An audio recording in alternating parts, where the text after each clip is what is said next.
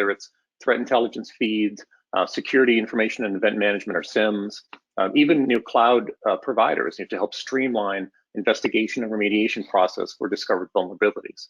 Now, one thing that I like about Gartner is they're big on graphs and charts, and I'm a particularly visual person. And in their latest report on external attack surface management, this is also true, except here, instead of building a quadrant, because they're really big on quadrants, it's more like kind of two axes. And Gartner describes EASM along the horizontal or x-axis as external view versus internal view, and then the y or vertical axis as breadth versus depth. So if you look at external attack surface management, it clearly exists in the quadrant that is defined as high breadth, high external view, which again is very important because you've got to go as broad as possible, and you have to be doing it constantly. And then, now this varies dramatically from long-standing practices such as dynamic application security testing, or DAST, which is high depth, high external, or behind the firewall vulnerability assessments, or penetration testing internally, which is high depth, high internal. All of these things are still necessary and important. However, the external attack surface management really complements them very well, and it should be the tip of the spear. It's kind of the leading indicator to let you know what might be a serious problem that needs further investigation. In fact, you might even use an EASM platform and the results of it to help streamline and focus an application or an internal security testing effort. And we're seeing a lot of organizations lead with EASM and have that really feed the rest of their security maturity and their security practices.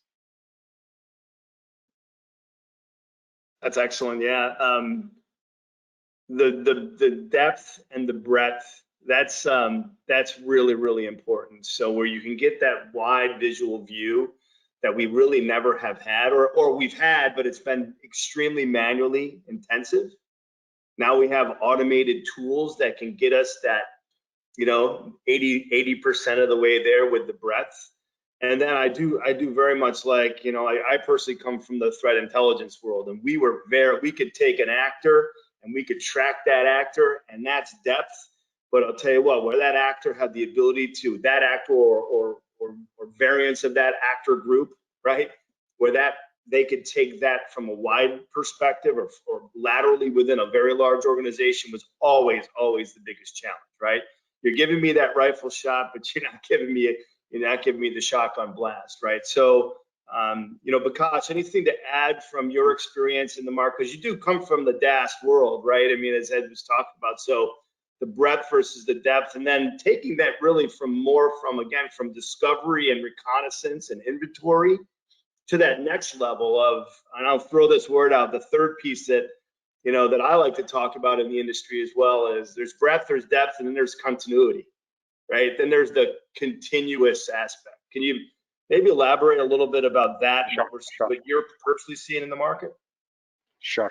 Thanks, Paul. So let me take this up into two parts. Paul, I recall you also asked this question on use cases, which I mentioned that let's first discuss on what is EASM. We'll come back to the use cases. So let's divide this into two parts. One is the use cases, and the second part is the tools, techniques, and procedures.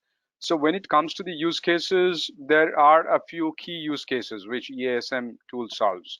So one is the asset inventory. And today, asset inventory has become a major challenge.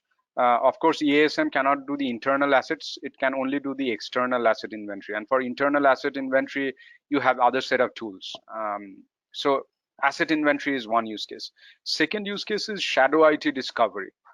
Discovering those unknowns in your asset inventory.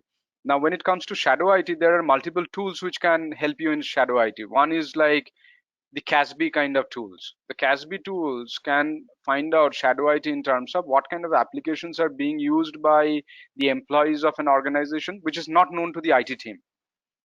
But the CASB tools cannot find out a shadow IT of the kind where marketing created a new database somewhere while working with a third-party vendor, because that needs scanning the internet. Whereas CASB only scans the traffic which is coming out of your network.